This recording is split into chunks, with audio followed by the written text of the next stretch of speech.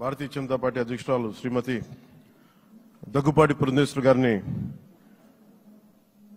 వారిని వచ్చి వారి మద్దతు వారి సందేశం ఇవ్వమని కోరుకుంటున్నాను.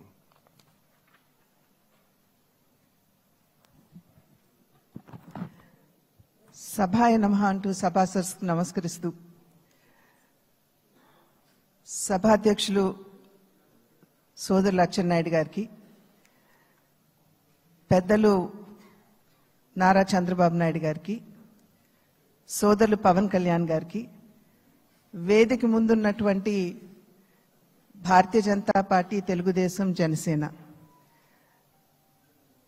ప్రజలచే ఎన్నుకోబడినటువంటి మీ అందరికీ పేరు పేరున ముందుగా నా నమస్కారాలు నేను తెలియజేస్తున్నాను. అనూహ్యమైనటువంటి విజయాన్ని మనం సాధించడం జరిగింది. పవన్ కళ్యాణ్ గారు మాట్లాడుతున్నటువంటి సందర్భంలో తెలియజేశారు.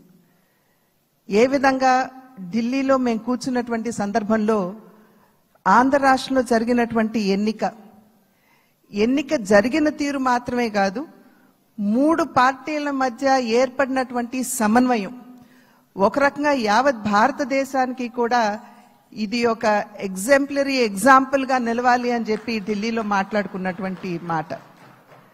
అటువంటి సందర్భంలో కేవలం ఇక్కడ ఉన్నటువంటి నాయకులకి మాత్రమే కాకుండా ఈ 3 పార్టీలకి సంబంధించినటువంటి ప్రతి కార్యకర్తకి పేరు పేరున నేను శిరస్సు వంచి నా నమస్కారాలు తెలియజేస్తున్నాను.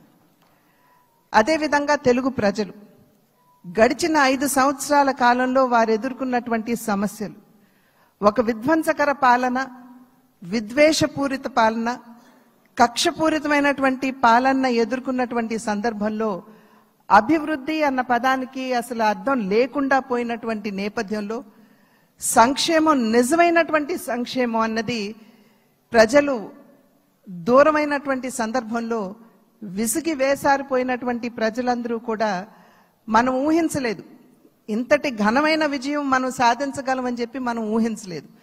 ఖచ్చితంగా అధికారంలోకి వస్తాము అనేటువంటి భావన ప్రతి ఒక్కరిలో ఉన్నప్పటికీ, ప్రతి నాయకుడికి వచ్చినటువంటి మెజారిటీని ఒక్కసారి మనం చూసినట్లయితే ప్రజలు ఒక కసితోటి ఎట్లాగైనా సరే ఈ యొక్క ప్రజా వ్యతిరేక పాలనకి అంతం పొందించాలి, జగన్మోహన్ రెడ్డి అనేటువంటి ఒక రాక్షసుడు ఎవరైతే పరిపాలిస్తున్నారో ఇంటికి పంపించాలి అనేటువంటి భావన ఏదైతే వారి మనసులో కరుడుగట్టి ఉన్నదో అది వారు బయటికి చెప్పకనే వారు ఓటు మాధ్యమంగా తెలిపినటువంటి నేపథ్యంలో వారందరికీ కూడా, తెలుగు ప్రజలందరికీ కూడా నా ధన్యవాదాలు నేను తెలియజేస్తున్నాను.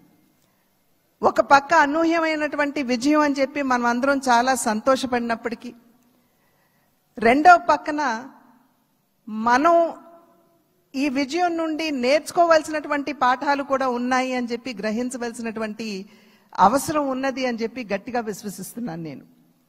ఎందుకంటే ఎప్పుడైతే రాష్ట్ర అభివృద్ధిని మనం పట్టించుకోకుండా ప్రజల్ని నిజమైనటువంటి సంక్షేమానికి ఎప్పుడైతే మనం దూరం చేస్తామో, మాకు తెలుసు ఏ విధంగా నిర్ణయం చేయాలి అని చెప్పి ప్రజలు ఈ ఎన్నికల్లో ఓట్ల మాధ్యమంగా వారు మనకి ఒక హెచ్చరిక ఇచ్చారు అని చెప్పి నేనైతే భావిస్తున్నటువంటి నేపథ్యం. కనుక ఈ యొక్క అనూహ్యమైనటువంటి విజయాన్ని, ఈ పరిణామాన్ని మనం గెలిచాము, అధికారంలోకి వచ్చాము అనేటువంటి భావన కన్నా ప్రజాహిత పాలనని, సుపరిపాలనని ఏ విధంగా ప్రజలకు అందించాలి అనేటువంటి విషయం మీద ఖచ్చితంగా మనం అందరం కూడా దృష్టి కేంద్రీకరించవలసినటువంటి ఆవశ్యకత చాలా ఉంది. ఆ సందర్భంలో ఈ 3 పార్టీల యొక్క కలయిక, ఒక్కసారి 3 పార్టీల యొక్క ఆలోచన విధానాన్ని కనుక మనం తరిచి చూసినట్లయితే, భారతీయ జనతా పార్టీ ఆది నుండి కూడా, ఎప్పుడైతే భారతీయ జనతా పార్టీ ఏర్పడిందో ఆనాటి నుండి కూడా సబ్కే సాత్ సబ్కా వికాస్ అనేటువంటి ఒక సంకల్పంతో ముందుకు వెళ్తున్నటువంటి వైనం మనందరికీ తెలుసు.